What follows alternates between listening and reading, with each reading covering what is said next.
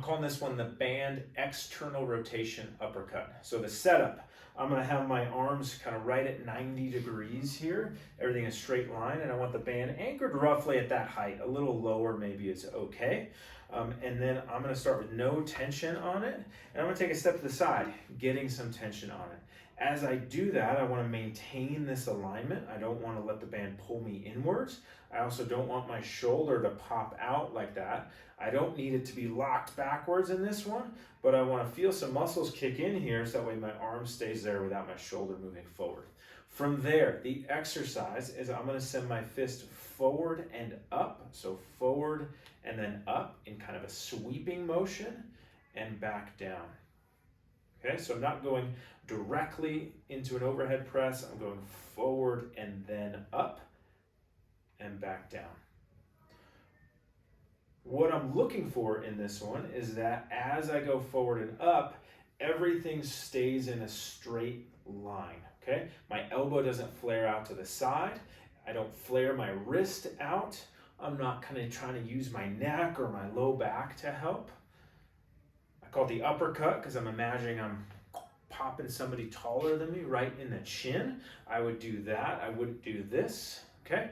So we want this nice smooth motion without any of these compensations, because what we're training here is strength, controlling the arm as well as the shoulder blade. We need the rotator cuff and the scapular muscles, especially a muscle called the serratus anterior, to be strong and active, to have full motion and strength and stability and comfort overhead. And so this is a great drill, but I want you to feel work somewhere in this area. Okay, I don't want you to feel it here or in your neck. I don't want you to be popping forward.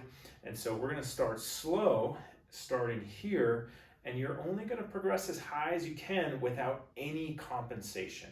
So for some people, that might just be to right here and then back down. That's okay to start.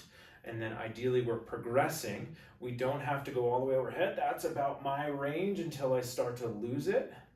Okay, so we're just going as high as you can with control. Okay, so sometimes people start doing this and we get a little confused about shoulder blade mechanics. And so I don't want to just lock my shoulder blades back. To get the arm moving forward and up, the shoulder blade has to move forward and up. However, we don't want it to move forward and up into the neck. We want it to translate forward and then do what's called upward rotation rather than just a translation or an elevation upwards. So if I lock my shoulder blades back, I can't move very far. The shoulder blades have to move forward in order for my arm to come forward and up. So we just want to avoid the shoulder popping forward. So this is a pretty challenging exercise. I've now done a number of reps just shooting this video, and I feel a lot of fatigue back through there. Give this one a shot.